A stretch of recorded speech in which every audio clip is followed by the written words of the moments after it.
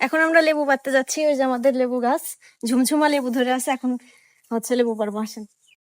কয়েকটা পারছি, মানে হচ্ছে আগেই পেরে ফেলছে, তো এই কটা হবে না, আরো নিয়ে যাব, কারণ ফ্রিজে রেখে রেখে লেবু অনেক লাগে আমাদের।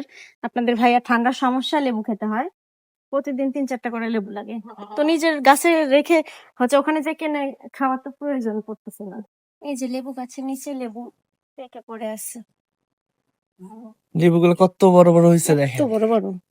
রোজার মধ্যে এটা হচ্ছে 100 টাকা হালি বিক্রি করলে মানুষ নিবে। লেবুগুলো দেশি লেবু, দেখে লেবুর সাইজ দেখে মনে হবে যে এগুলো মনে হয় বিদেশি লেবু, কিন্তু আসলে পুরা দেশি লেবু। দেশি লেবুর চামড়া গুলো অনেক পাতলা হয়, বুঝছো? বিসমিল্লাহ। কাটা অনেক, লেবুর তো কাটা হবে। ছোট ছোট।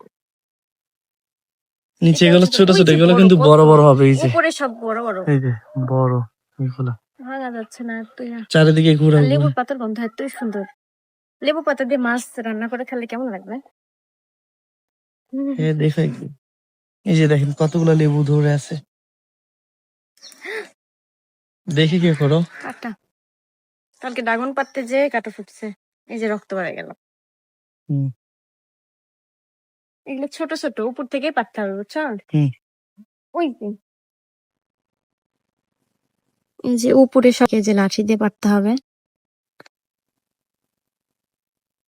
ওই যে কত বড়, কাটা আছে তো এখন।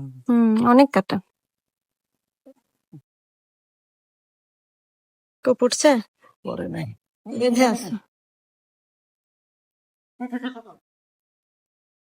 এই লেবুগুলোর সাইজ অনেক বড়, বুঝছো?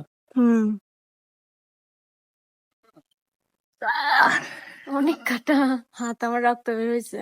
মা, একটা লেবুর জন্য এত পরিমাণ কষ্ট করা লাগতেছে। এই যে হ্যাঁ, অনেক বড় দাও, আচ্ছা অনেকগুলাই হয়েছে, আর নিবে না, ফ্রিজে রেখে খাওয়া যাবে অনেকদিন। ঠিক আছে।